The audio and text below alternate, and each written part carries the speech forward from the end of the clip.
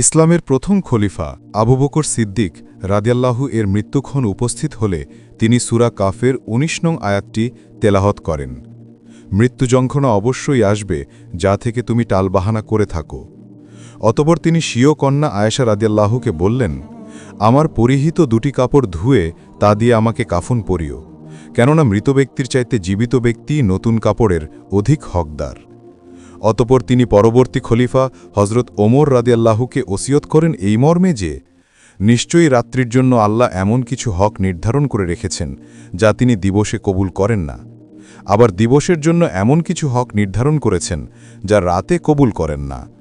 কোনো নফল ইবাদত কবুল করা হয় না যতক্ষণ না ফরজটি আদায় করা হয়। নিশ্চয়ই আখেরাতে মিজানের পাল্লা হালকা হবে দুনিয়ার বুকে বাতিলকে অনুসরণ করা এবং নিজের উপর তা হালকা মনে করার কারণে। অনুরূপভাবে আখেরাতে মিজানের পাল্লা ভারী হবে দুনিয়াতে হক অনুসরণ করা এবং তাদের উপর তা ভারী হওয়ার কারণে। শিক্ষা: রাষ্ট্রীয় গুরুদায়িত্ব পালনকারীর জন্য অলসতা ও বিলাসিতার কোনো সুযোগ নেই। তাকে কোনো অবস্থাতেই বাতিলের সাথে আপোষ করা চলবে না, বরং যে কোনো মূল্যে সর্ব অবস্থায় হক তথা আল্লাহ প্রেরিত সত্যকে কঠিনভাবে আঁকড়ে ধরে থাকতে হবে, কেননা দুনিয়াতে সকল কাজের উদ্দেশ্য হবে আখেরাতে মিজানের পাল্লা ভারী করা।